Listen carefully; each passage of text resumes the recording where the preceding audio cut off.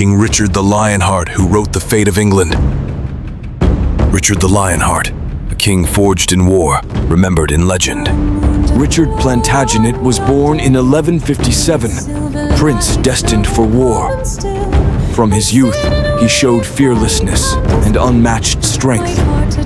He trained with sword and shield, mastering the art of knighthood. England's throne awaited, but his eyes were fixed on holy war. Richard became King of England in 1189, crowned in splendor. The people hailed him as their warrior king. Yet his true calling lay beyond England's shores. Jerusalem had fallen, and Christendom demanded vengeance. Richard answered the call of the Third Crusade.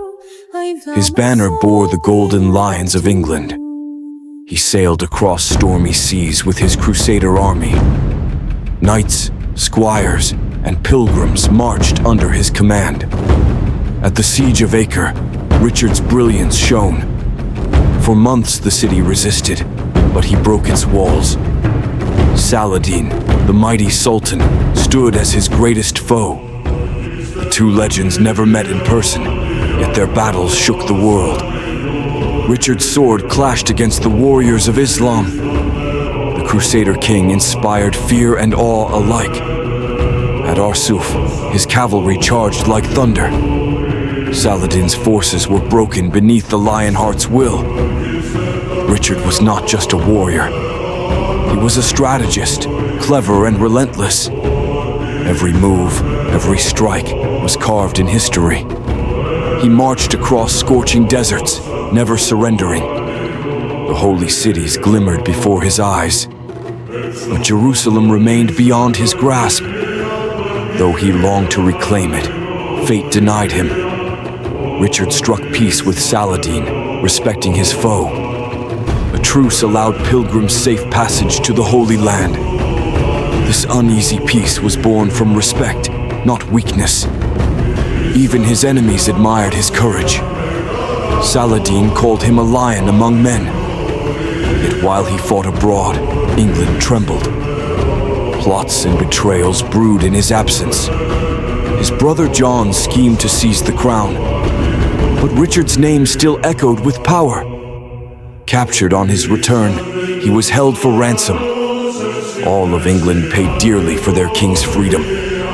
At last he returned, scarred but unbroken. The Lionheart's reign was forged in battle. He spent barely months in England as king. His heart belonged to the Crusades, not the throne. Richard lived by the sword, and so he would fall.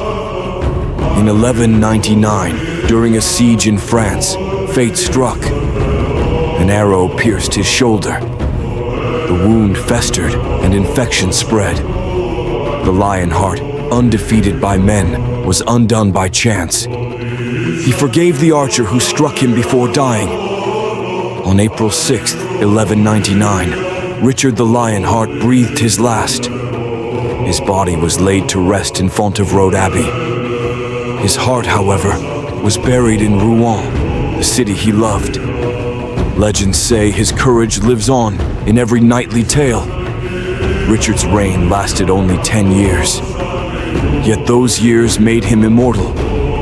He became the very symbol of medieval chivalry. Bards sang of his valor for centuries. The Lionheart was not just a king, he was a myth. In battle, he was fire. In spirit, he was iron. His enemies feared his wrath, yet honored his courage. Richard fought not for land, but for glory and God. His name thundered across Europe and the Holy Land. The cross and the lion were his eternal emblems. He embodied the crusading spirit of his age. Knights across Christendom sought to follow his path. Even today, his story inspires warriors and dreamers alike. Richard the Lionheart was more than a king. He was destiny. His life was a song of steel, fire, and faith. Though centuries have passed, his roar still echoes. He stands eternal, the Lion of England. His sword, his courage, his heart, never forgotten. Richard the Lionheart, the king who lived for battle. A warrior, a legend, a lion, forever. If you enjoyed this story, don't forget to subscribe, comment, and like the video. Follow us for more heroism in history.